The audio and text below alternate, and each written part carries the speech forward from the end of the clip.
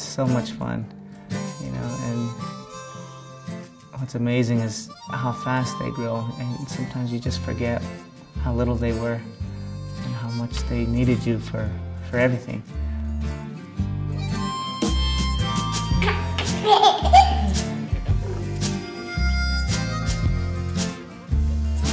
Good job.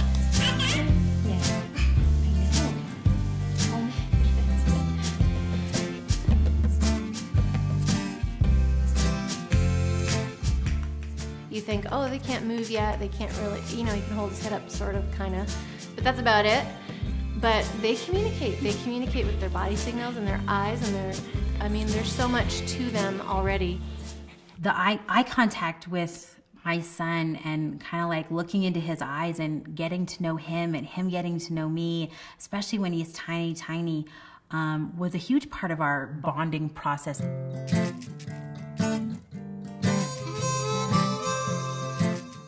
I could have easily fallen into that kind of, oh, put your baby in a crib and just let them, you know, but I feel so grateful that I got, you know, that our midwife really said, you know, hold them. Hold your baby. When they're a baby, they just need all the attention possible, and there's no way of spoiling them. Breastfeeding and nursing my son was one of the absolute key things to us bonding in a way that I never knew you could be bonded to another human being. I also carried him around in a sling a lot. Y Carlos, él siempre hemos tenido una conexión muy diferente, muy especial. Yo pienso que por la leche materna, porque le di pecho casi hasta los 2 años. O sea, realmente, si debes de querer hacer lo del amamantar. Yo realmente lo quería, sé de la importancia en todos sentidos y...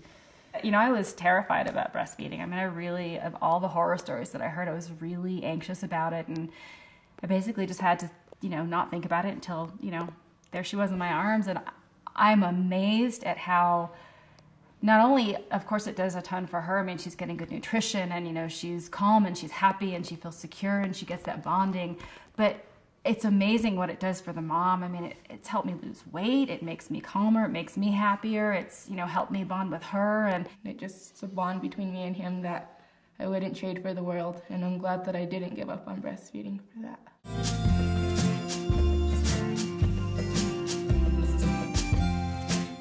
You know, babies just want to suck on things. And so figuring out how to get my finger on the roof of her mouth, my pinky, and so she could just sit and suck on my finger, that made me feel very much a part of that whole beginning process. So.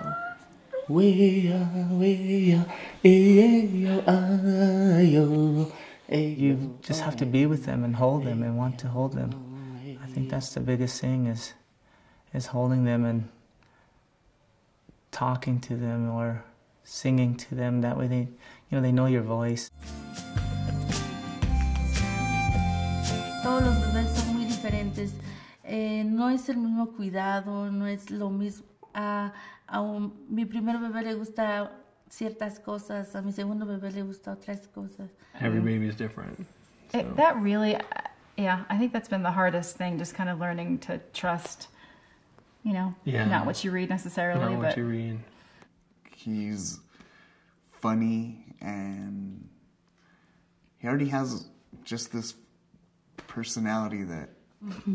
Los dos son muy diferentes. El primero es muy tranquilo. Mi primer bebé es muy tranquilo. Él no me molestó tanto como el segundo. Ahora el segundo sí me ha costado poquito con él. And she's extremely rambunctious and curious. Pero no es como otros niños que nomás llora y llora y No, llora. ella casi no llora. She's very chatty also.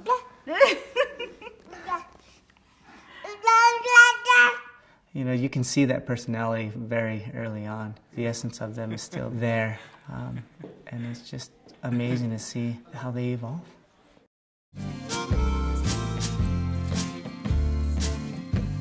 The most difficult part of learning to communicate with my baby has been learning his cues.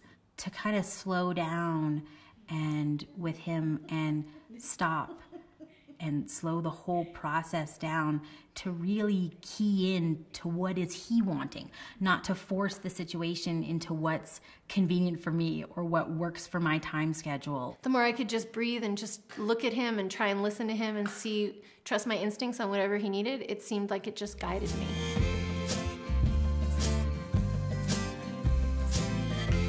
I don't think that she ever cries and just to cry, you know, you go kind of go through this list of she's hungry, she's tired, she's wants to be held, she's dirty, she's yeah, you know, and o cuando llora muy recio tiene hambre o está hecha del baño ya la cambiamos.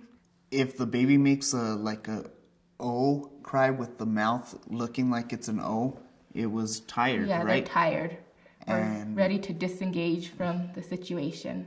And then the is kind of like an uncomfortable cry, like they're gassy or they need to be burped.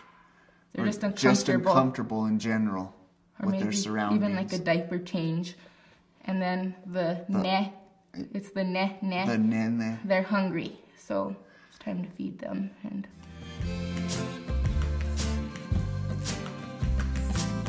I read about baby sign language, and we do use some of the standardized signs at home. We use more, we use eat, we use all done, which I'm not sure is standardized or it's just kind of one that we came up with. We started the sign language when she was 2 months old, maybe? 2 months old, yeah, and we eat, more, and all through are finished. That's what we did. And she's learned those signs. But as we started to do those in repetition, I discovered that Kimo would come up with his own ways of communicating.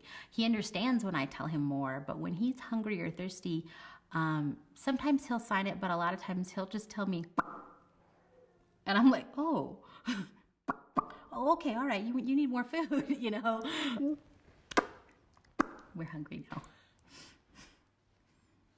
I think we should have to trust more. I think there's a lot of old school thinking around children that they can't tell us what they need and that we're supposed to just decide. And for us, you know, we've always been with Ocean in a super respectful way and treating him the way we want to treat each other. Everybody's different. You know, every family's different, every parenting style is different, but I really, you know, everyone has their own experience when they're pregnant, everyone has their own labor, and, you know, everyone gets a different kid. So I think what works for one family just doesn't necessarily work for another. But I was so surprised when I feel like I finally got the right information. I was lucky enough to have a midwife who was just so experienced and knowledgeable and kind and very baby and parent-centered. And she was just phenomenal. I think she finally kind of gave us this information about attachment parenting and things like, you know, wearing your baby and nursing on cue and just listening and responding. And it was amazing to notice this almost immediate difference in this immediate reward of, oh, okay, I feel like I'm doing something right now, and I feel like my baby is really responding, and I feel like, you know, I'm a little bit secure now in what I'm doing. I guess like everyone was telling us how to like take care of the baby and what to do, but no one really told us just love your baby and go by like your heart and everything will be okay. Just do whatever you can to give your baby the best opportunities possible.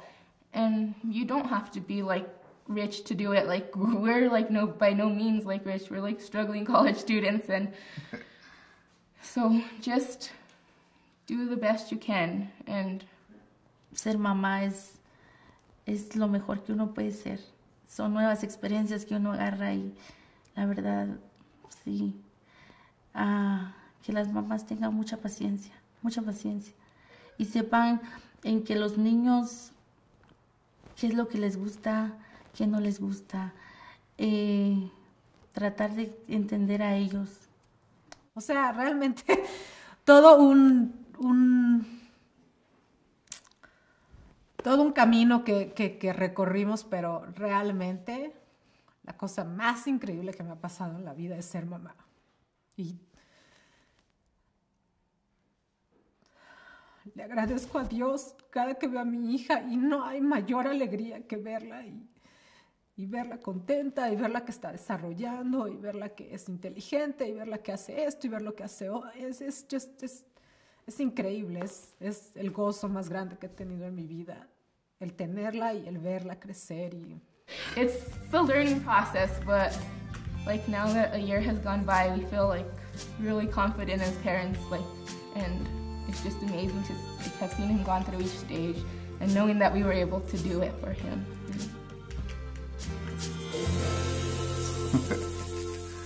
It's amazing.